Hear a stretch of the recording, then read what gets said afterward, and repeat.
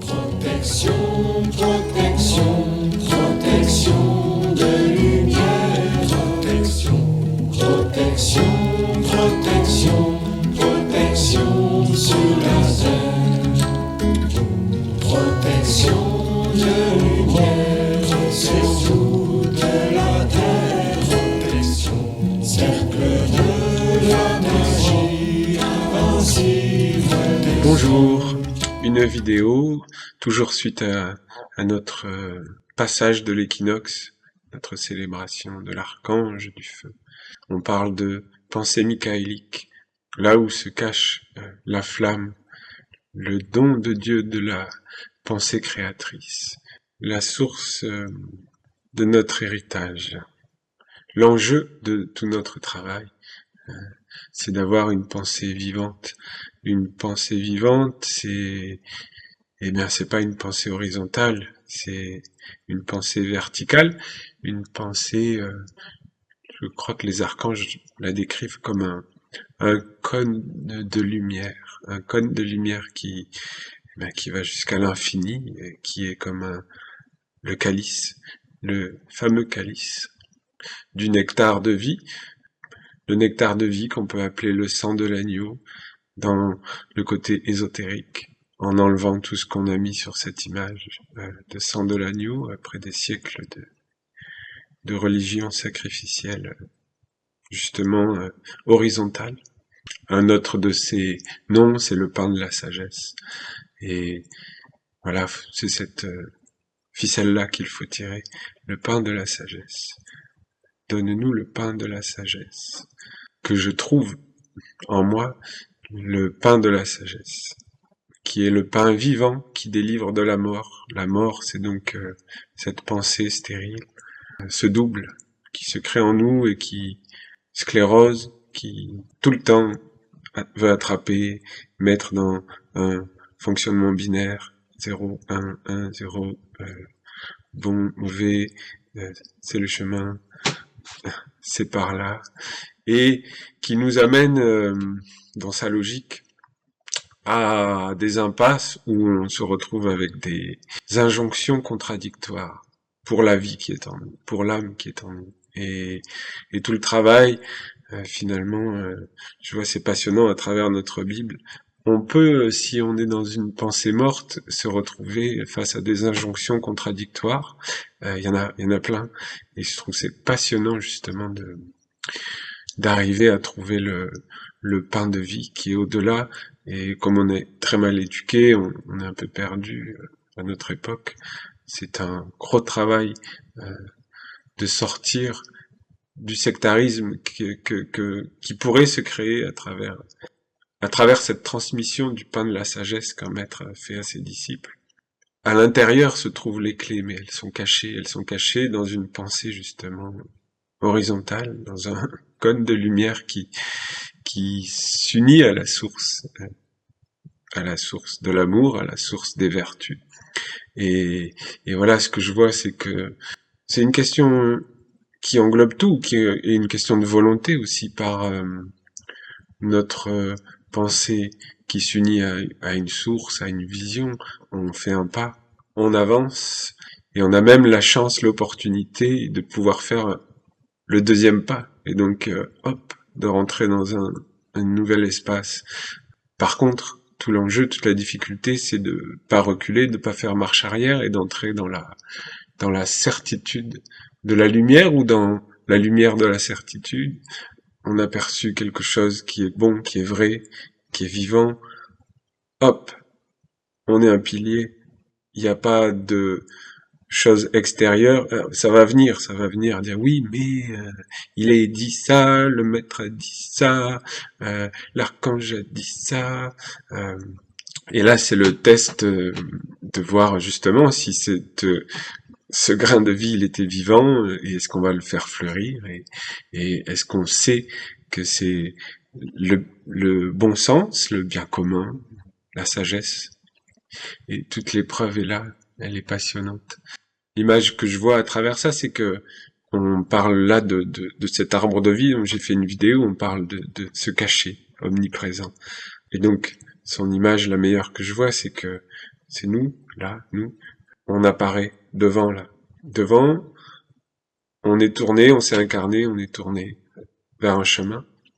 Mais par contre, derrière nous, justement dans le cachet, et la vie, et ce cône de lumière.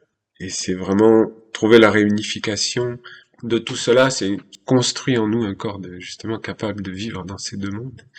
Apparaître, disparaître, en même temps, bien sûr. On dit roi sur la terre et prêtre dans le cachet, justement.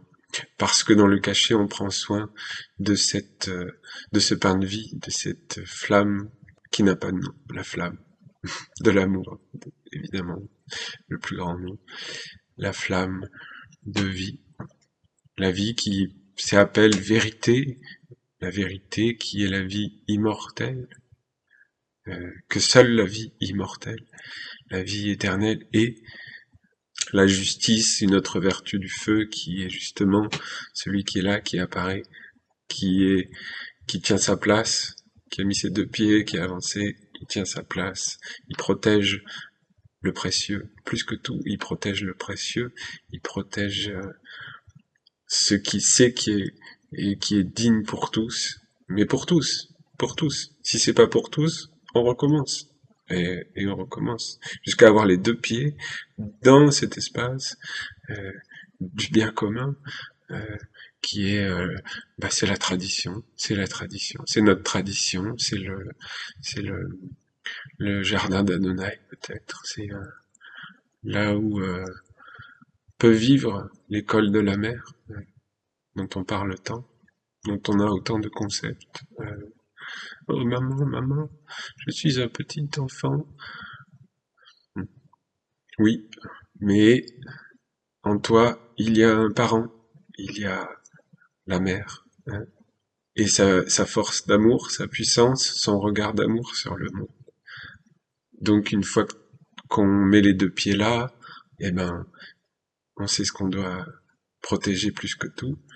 Voilà, et je parlais de ces injonctions contradictoires, par exemple dans notre Bible essénienne, parce que il faut avoir cette pensée de sagesse et de vie qui arrive à filtrer ce qui forcément apparaît dans un texte qui est posé, dans une vidéo qui est faite, dans tout ce qui entre dans le temps et dans notre monde, où les deux polarités apparaissent tout de suite. Il y a une part qui correspond à un instant, à une volonté, à un monde, à des conditions, à un champ de vie. Ce champ de vie, 7 ans après, il a forcément évolué. Il a évolué. Je prends exemple sur un psaume que j'ai tiré dernièrement. C'est très intéressant. Ça nous parle de ce grand dilemme que tout le monde a connu après le départ du maître, où voilà, c'est un psaume donné peut-être il y a plus de 15 ans, où on n'a pas arrêté de traverser des phases où les archanges nous reprennent sur comment appliquer justement ce soutien mutuel, cet amour face à la structure qui veut apparaître. Et ils disent forcément, prenez soin des prêtres de la 4e marche, prenez soin de ceux qui donnent leur vie à Dieu, qu'on soit une sainte assemblée et qui prend soin de sa structure, de ce qui veut apparaître. Et c'est évident. Sauf que dans notre monde, dans le réel, dans ce qui est ici, maintenant, quelques années après, les conditions de ces paroles, c'était rester unis. Comme en mathématiques, il y a la condition idéal de température et de pression, je crois. Mais voilà, la condition des archanges, restez unis et prenez soin. Et à cette époque-là, il y avait un maître incarné, et tout ça était effectivement une logique, évidente, prendre soin de la structure, de tout ce que pose le maître. Voilà.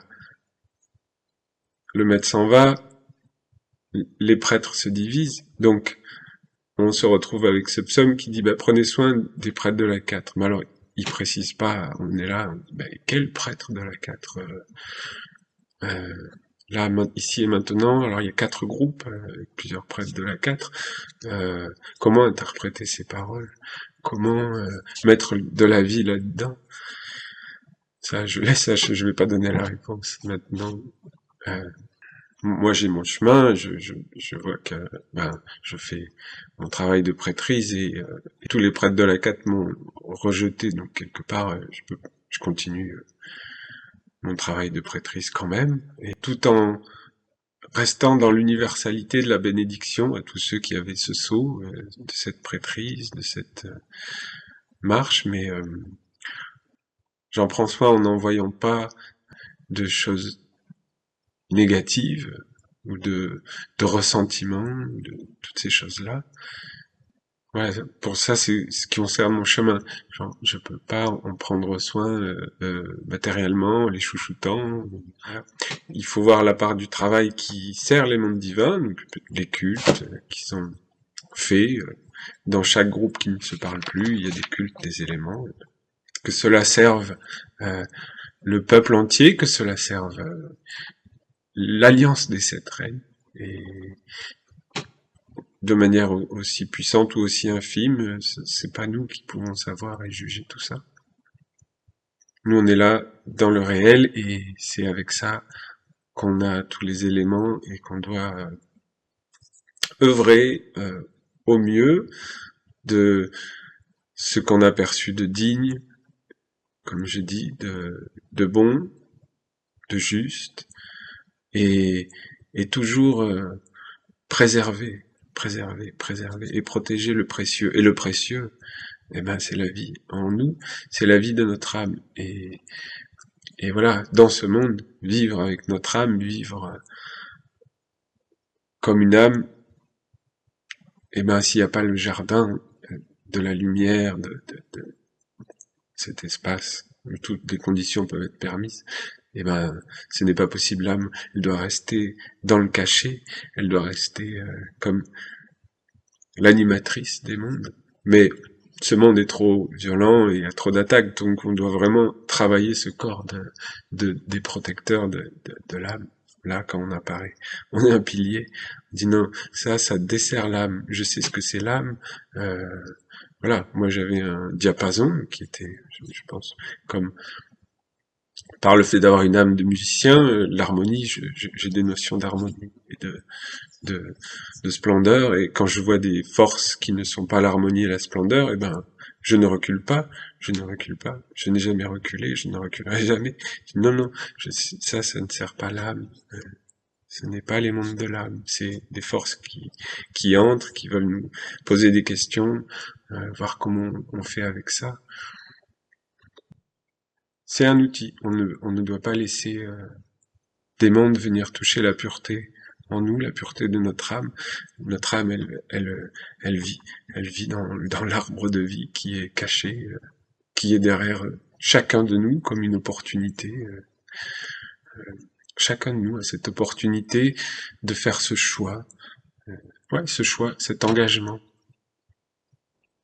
Ce que j'aurais envie quelque part de partager, c'est ce souffle sur tous nos concepts et nos sectarismes, et qu'on soit dans une pensée, mais vraiment une pensée, que ce soit une fête, que ce soit une célébration, que ce soit une confiance absolue et un respect, mais une confiance absolue en Dieu, en chacun, justement, la vie en chacun et les lois de l'univers. Si on sait qu'elle s'applique, on est confiant, elle s'applique et elle se montre et elle se révèle, et la vie la révèle par elle-même.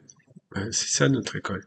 Donc c'est cette confiance, et oui, on tombe, et oui, on se relève, et de moins en moins.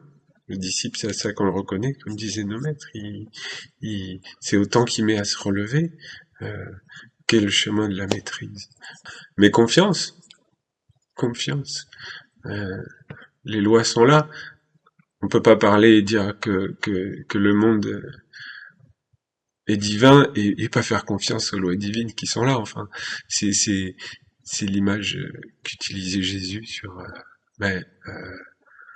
enfin Le Père donne une maison aux oiseaux, des graines, enfin voilà, ayez confiance,